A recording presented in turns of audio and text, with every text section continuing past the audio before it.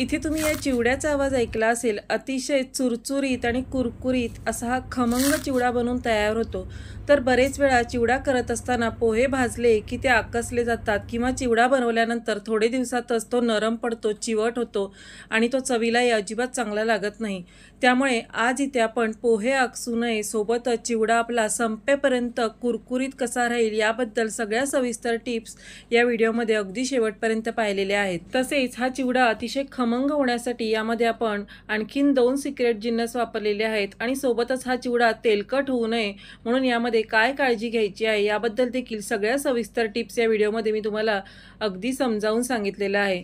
तर अगदी असाच कुरकुरीत आणि बिना पोहे आकसता हा संपेपर्यंत कुरकुरीत राहणारा चिवडा तयार करायचा असेल तर व्हिडिओ शेवटपर्यंत पहा आणि तुम्हाला जर माझ्या रेसिपी आवडत असतील तर या व्हिडिओला लाईक नक्की करा आणि तुमचे मित्रपरिवार आणि नातेवाईकांमध्ये देखील नक्की शेअर करा। त्यासोबतच अशाच नवीन आणि उपयुक्त रेसिपींच्या नोटिफिकेशनसाठी बेल आयकॉनवर क्लिक करून वैशाली मेजवानीला सबस्क्राईब करा।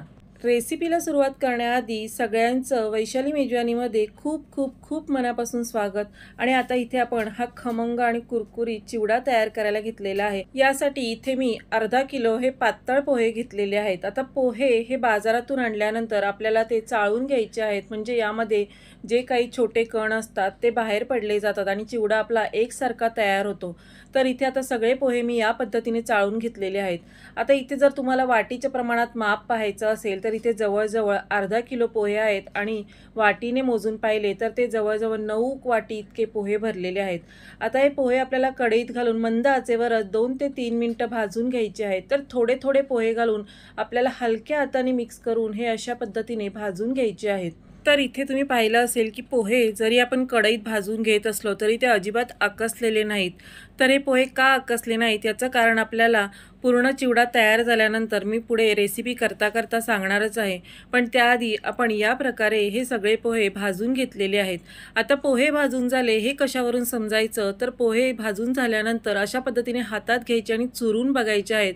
अगदी कुरकुरीत असे पोहे चुरले गेले म्हणजे आपले पोहे छान असे भाजले गेलेले आहेत। तर इथे मी चुरा करून दाखवत आहे, हे पोहे छान असे चुरले जात आहेत। याच प्रकारे आता आपण सगळे पोहे भाजून घेणार आहोत। तर एखाद्या वेळेस आपल्याकडे भांडं लहान असेल तर अशा पद्धतीने आपण थोडे पोहे भाजून घ्यायचे आहे, जेणेकरून ते अगदी व्यवस्थित एकसारखे भाजले जातात आणि कुरकुरीत देखील तयार होतात। इथे मी आता सगळे पोहे भाजून घेतलेले आहेत आणि आता आपल्याला चिवडा तयार करायला घ्यायचा आहे। त्यासाठी एका कढईमध्ये मी अर्धी वाटी इतकं तेल घालून घेणार आहे। आता तेल घालून घेतल्यानंतर तेल मध्यम आचेवर गरम करून घ्यायचं आणि इथे आता आपण दाखवत असल्याप्रमाणे हे प्रमाण घ्यायचं आहे, जेणेकरून हा चिवडा अजिबात तेलकट होत नाही। आता इथे तेल जरा मध्यम आचेवर गरम करून घेतलं की यामध्येच 1 वाटी इतकं डाळवं घातलेलं आहे, म्हणजे भाजलेली चणा डाळ घालून घेतलेली आहे। तर आता ही चणा डाळ आपल्याला हलकी सोनेरी रंग येईपर्यंत या तेलामध्ये छान अशी तळून घ्यायची आहे किंवा परतून घ्यायची आहे। तर इथे तुम्ही बघू शकता छान असा हलका सोनेरी रंग आलेला आहे आणि डाळ आपली कुरकुरीत अशी तळून तयार झालेली आहे। आता ही आपण एका वाटीत काढून घेणार आहोत आणि वेगळी ठेवून द्यायची आहे। त्यानंतर आपण पुढचे जिन्नस तळून घेणार आहोत। तर इथे आपण याच तेलामध्ये परत 1 वाटी इतका कढीपत्ता घालायचा आहे। आता कढीपत्ता देखील कुरकुरीत होईपर्यंत आपल्याला मंद आचेवरच तळून घ्यायचा आहे। तर कढीपत्ता तळत असताना गॅस आपल्याला फार मोठा ठेवायचा नाही, कारण कढीपत्ता लगेच करपण्याची शक्यता असते। आता इथे कढीपत्ता घालत असताना आपण जेव्हा कढीपत्ता बाजारातून आणतो तेव्हा तो स्वच्छ धुवायचा आहे आणि एखाद्या कॉटनच्या कपड्यावर आपल्याला तो पसरून ठेवायचा आहे। हलक्या हाताने टॅप करून दुसऱ्या कपड्याने याला हलकंसं पुसून घ्यायचं आणि थोडा कोरडा होईपर्यंत आपल्याला हा फॅन खाली ठेवायचा आहे आणि नंतरच तळून घ्यायचा आहे, जेणेकरून यावर लागलेली धूळ वगैरे असेल ती निघून जाते आणि कढीपत्ता देखील आपला स्वच्छ होतो। त्यासोबतच आपण तो थोडासा कपड्यावर पसरवून सुकवून घेतल्यामुळे तो अजिबात तेलात टाकल्यानंतर उडला जात नाही। तर अशा प्रकारे हा कढीपत्ता आपण तळून घेतल्यानंतर तेलातून काढून घ्यायचा आहे। आता एका प्लेटमध्ये आपण सगळे जिन्नस काढून घेणार आहोत। आता ज्या वाटीने आपण कढीपत्ता किंवा डाळ मोजून घेतली होती त्याच वाटीने आपण 1 वाटी इतकं हे बारीक चिरलेलं खोबरं घ्यायचं आहे। तर शक्य तितकं आपल्याला याचे बारीक काप करून या पद्धतीने ते तेलामध्ये तळून घ्यायचे आहेत। हलका सोनेरी रंग आला की हे देखील आपण तेलातून काढून घेणार आहोत आणि पुढचा जिन्नस तळून घेणार आहोत। इथे आता खोबऱ्याचे काप आपले तळून झालेले आहेत। त्यानंतर आपण 1 वाटी इतके शेंगदाणे घालायचे आहेत। आता शेंगदाणे पण आपल्याला मध्यम आचेवर तळून घ्यायचे आहेत। आता शेंगदाणे तळत असताना याचा चटचट असा आवाज यायला लागला आणि थोडेसे सोनेरी रंगावर झाले की आपण हे काढून घेणार आहोत। आता शेंगदाणे फार आपल्याला लालसर करायचे नाही, कारण शेंगदाणे तेलातून तळून घेतल्यानंतर देखील थोड्या वेळाने थोडेसे डार्क रंगावर तयार होतात। त्यामुळे आपण हे शेंगदाणे तळून घेत असताना याचा चटचट असा आवाज आला आणि थोडा रंग बदलला की आपण हे शेंगदाणे तेलातून काढून घ्यायचे आहेत। आता यामध्येच अर्धी वाटी इतके काजू घालून घ्यायचे आहेत। आता काजू घालणं ऑप्शनल आहे, तुमच्या आवडीप्रमाणे तुम्ही काजू, शेंगदाणे किंवा खोबरं थोडंफार कमी जास्त करू शकता। पण अर्धा किलो जर पातळ पोहे असतील तर त्यासाठी आपल्याला या प्रमाणातच हे सगळे जिन्नस वाटीने मापून घ्यायचे आहेत, कारण प्रत्येकाकडे वजन करण्यासाठी साहित्य नसतं। त्यामुळे आपण वाटीच्या प्रमाणात हा चिवडा कसा करायचा ते दाखवलेला आहे। आता काजू देखील हलक्या सोनेरी रंगावर तळून घेतलेले आहेत। काजू तळून घेतले की आपण आवडीप्रमाणे मिरची देखील बारीक चिरून या तेलामध्येच अगदी कुरकुरीत होईपर्यंत तळून घेणार आहे। तर इथे मी ही साधी मिरची वापरलेली आहे, तुमच्या आवडीप्रमाणे तुम्ही तिखट मिरची देखील वापरू शकता। आता इथे लहान मुलं खाणारी आहेत, त्यामुळे मी इथे जास्त तिखट न करता ही साधी मिरची एक पाववाटी चिरून घेतलेली आहे आणि तेलात अगदी कुरकुरीत होईपर्यंत तळून घ्यायची आहे। आता सगळ्यात महत्त्वाची गोष्ट म्हणजे मिरची तळून घेत असताना ती अजिबात नरम पडून चालत नाही, तर ती आपल्याला मंद ते मध्यम आचेवर कुरकुरीत होईपर्यंत तळून घ्यायची आहे।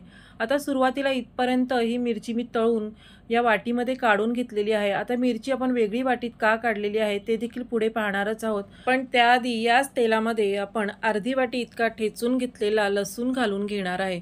तर इथे जवळजवळ 100 ग्रॅम इतका हा लसूण आहे। जर तुम्हाला लसूण आवडत नसेल किंवा तुम्हाला लसूण चिवड्यामध्ये घालायचा नसेल तर तुम्ही बिना लसूण घालता देखील हा चिवडा तयार करू शकता।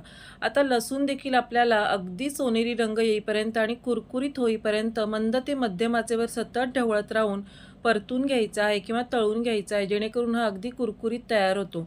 तर इथे तुम्ही बघू शकता इतपत आता लसणाचा रंग बदलला गेला की यामध्येच आपण बाकीचे जिन्नस घालणार आहोत। तर इथे आता आपण 2 मोठे चमचे किंवा पाव वाटी इतके धणे घ्यायचे आहेत आणि त्यासोबतच 1 मोठा चमचा बडीशेप घालायची आहे। आता हे आपल्याला मिक्सरमधून अगदी जाडसर असं वाटून घ्यायचं आहे। तुम्ही याची पूर्ण पूड देखील तयार करू शकता, पण इथे मी थोडंसं जाडसर हे वाटून घेतलेलं आहे। हेच ते 2 जिन्नस आहेत ज्यामुळे आपला खमंग असा चिवडा तयार होतो आणि त्याला खमंग असा स्वाद येतो। आता इथे आपण लसूण तळून घेतल्यानंतर तो तेलातून बाहेर काढलेला नाही, तर यामध्येच आपण हे 2 बारीक केलेले जिन्नस घालून घेतलेले आहेत आणि यावरच आता जी आपण मिरची तळून ठेवली होती ती घालून घ्यायची आहे। कारण बऱ्याच वेळा मिरची तळून घेतली तरी ती थोडीशी मऊसर राहते, त्यामुळे मिरची आपण परत या लसूण आणि या मिश्रणासोबत तळून घेणार आहोत, जेणेकरून यामध्ये थोडाफार काही मॉइश्चर किंवा थोडाफार पाण्याचा अंश राहिला असेल तो निघून जातो। आता एक 2 ते 3 मिनिटं हे मंद गॅसवरच आपल्याला मिश्रण छान असं परतून घ्यायचं आहे। यामध्येच आता अर्धा छोटा चमचा आपल्याला हळद घालायची आहे। बरेच वेळा काय होतं की चिवडा करत असताना चिवड्याला एकसारखा रंग येत नाही, त्यामुळे इथे आपण अर्धा छोटा चमचा हळद या तेलामध्ये घालून घेतलेली आहे आणि परत ते 15 ते 20 सेकंद परतून घेतलेलं आहे। या पद्धतीने हळद आपण या मिश्रणामध्ये घातली की ती सगळ्या चिवड्याला अगदी व्यवस्थित लागली जाते। आता आपण जे बाकीचे जिन्नस तळून ठेवले होते ते या मिश्रणामध्ये घालायचे आहेत किंवा या फोडणीमध्ये घालायचे आहेत आणि हे सगळं परत आपल्याला 1 मिनिटभर परतून घ्यायचं आहे। तर इथे हा आपला चिवड्यासाठी खमंग असा मसाला तयार करून झालेला आहे। आता हा मसाला तुम्ही थंड करून असाच एखाद्या एअरटाईट कंटेनरमध्ये किंवा बरणीमध्ये भरून ठेवू शकता, म्हणजे जेव्हा तुम्हाला चिवडा तयार करायचा असेल तेव्हा फक्त पोहे भाजून घ्यायचे आणि या मिश्रणामध्ये मिक्स करून घ्यायचे, थोडेसे परतून घ्यायचे आणि इथे आपला हा इन्स्टंट चिवडा देखील तयार होतो। तर अशा पद्धतीने तुम्ही 2 प्रकारे हा चिवडा तयार करू शकता। पण इथे आता आपण अर्धा किलो प्रमाणात हा चिवडा तयार करणार आहोत आणि आत्ता हा आपण सगळा तयार करणार आहोत, त्यामुळे हे सगळं मिश्रण मी या पोह्यांवर घालून घेतलेलं आहे। आता हलक्या हाताने आपण हे थोडंसं मिक्स करून घ्यायचं आहे। मिक्स करून घेत असताना आपल्याला कडेकडेने आतपर्यंत अशा प्रकारे हे पोहे किंवा हा चिवडा एकत्र करून घ्यायचा आहे, जेणेकरून यांचा चुरा होणार नाही आणि पोहे आपले एकसारखे राहतील। इथे आपण या प्रकारे देखील हा चिवडा मिक्स करून घेऊ शकतो, जेणेकरून याचा चुरा होत नाही आणि यामधला मसाला सगळीकडे एकसारखा पसरला जातो आणि सगळ्या चिवड्याला अगदी व्यवस्थित हा मसाला लागला जातो। आता सगळा मसाला अगदी व्यवस्थित या चिवड्यामध्ये मिक्स करून घेतल्यानंतर यामध्ये चवीप्रमाणे मीठ घालायचं आहे। तर इथे मी 1 चमचाभर मीठ यामध्ये घालून घेतलेलं आहे आणि 2 चमचे इतकी पिठी साखर घालून घेतलेली आहे, जेणेकरून हा चिवडा अतिशय चविष्ट तयार होतो। आता अगदी शेवटला आपण यामध्ये मीठ आणि पिठी साखर घालून या प्रकारे मिक्स करून घेतलेलं आहे। आत्ता आपण शेवटला मीठ आणि पिठी साखर का घातलेला आहे, कारण या चिवड्याला छान असा तेलाचा लेयर आलेला असतो आणि मीठ आणि पिठी साखर या तेलामुळे या चिवड्याला छान अशी चिटकली जाते, म्हणजे प्रत्येक पोह्याला ती अगदी व्यवस्थित लागली जाते। अशा प्रकारे आपला जवळजवळ चिवडा तयार झालेला आहे। आता चिवडा तयार झाला की शेवटला यामध्ये आपण जी 1 वाटी डाळवं तळून ठेवलं होतं किंवा भाजून ठेवलं होतं ते यामध्ये घालून घ्यायचं आहे आणि हा चिवडा हलक्या हाताने परत मिक्स करून घ्यायचा आहे। तर इथे जवळजवळ आपला चिवडा तयार झालेला आहे आणि हा चिवडा आपला तयार झाल्यानंतर आणखीन तुम्हाला चुरचुरीत करावासा वाटत असेल किंवा तो संपेपर्यंत कुरकुरीत राहावा असं वाटत असेल तर आणखीन एक गोष्ट तुम्ही यामध्ये करू शकता, जे म्हणजे आपण एखादी छोटी कढई घ्यायची आणि त्यामध्ये हा चिवडा थोडा थोडा परत गरम करून घ्यायचा आहे आणि त्यानंतर आपण एका एअरटाईट कंटेनरमध्ये किंवा एअरटाईट डब्यामध्ये भरून ठेवायचा आहे। तर अशा प्रकारे आपल्याकडे जर मोठं भांडं नसेल तर अशा प्रकारे छोट्या छोट्या बॅचमध्ये हा चिवडा थोडा थोडा वेळ परतून, म्हणजे 1-2 मिनटं परतून गरम करून हा एअरटाईट कंटेनरमध्ये थंड झाल्यानंतर तुम्ही भरून ठेवू शकता। त्यानंतर जर तुमच्याकडे असं मोठं पातेलं असेल तर तुम्ही यामध्ये देखील सगळा चिवडा या प्रकारे घालून 2 ते 3 मिनटं अशा प्रकारे हलक्या हाताने मिक्स करून गरम करून घ्यायचं आहे। अशा पद्धतीने आपण संपूर्ण चिवडा तयार केल्यानंतर 2 ते 3 मिनटं परत गरम करून घेतला की तो संपेपर्यंत अतिशय कुरकुरीत आणि खमंगच राहतो। तर इथे मी दोन्ही प्रकार तुम्हाला दाखवलेले आहेत। तुम्हाला जी पद्धत सोपी वाटेल त्या पद्धतीने तुम्ही हा चिवडा गरम करून घेऊ शकता किंवा तयार करून घेऊ शकता। तर अशा पद्धतीने मी हा खमंग असा चिवडा तयार करून घेतलेला आहे। तर जवळजवळ 1 किलो प्रमाणात आपला पातळ पोह्यांचा चिवडा तयार झालेला आहे। आता हा चिवडा तयार करत असताना सुरुवातीला मी तुम्हाला सांगितलं होतं की हा चिवडा करत असताना किंवा पोहे भाजून घेत असताना तो आकसू नये आणि चिवडा अगदी कुरकुरीत तयार व्हावा यासाठी आपण हे पोहे बाजारातून आणल्यानंतर 3 ते 4 तास उन्हात वाळवून घ्यायचे आहेत आणि मगच हे भाजून घ्यायचे आहेत। त्यामुळे चिवडा करत असताना पोहे आकसले जात नाहीत आणि चिवडा अतिशय खमंग आणि कुरकुरीत तयार होतो। तर पोहे हे बाजारातून आणल्यानंतर उन्हामध्ये वाळवून घेतले की यामध्ये जे काही मॉइश्चर असतं ते उन्हामध्ये वाळवून घेतल्यामध्ये निघून जातं आणि पोहे अगदी कोरडे तयार होतात आणि अजिबात आकसले जात नाहीत। अशा प्रकारे आज आपण छोट्या मोठ्या टिप्ससहित हा पातळ पोह्यांचा पोहे न आकसता कुरकुरीत आणि अतिशय खमंग असा चिवडा तयार केलेला आहे। तुम्हाला आजची रेसिपी कशी वाटली मला कमेंट करून नक्की कळवा। रेसिपी आवडली तर तुमचे मित्रपरिवार आणि नातेवाईकांमध्ये देखील नक्की शेअर करा आणि अशाच नवीन नवीन रेसिपींच्या नोटिफिकेशनसाठी बेल आयकॉनवर क्लिक करून वैशाली मेजवानीला सबस्क्राईब करा।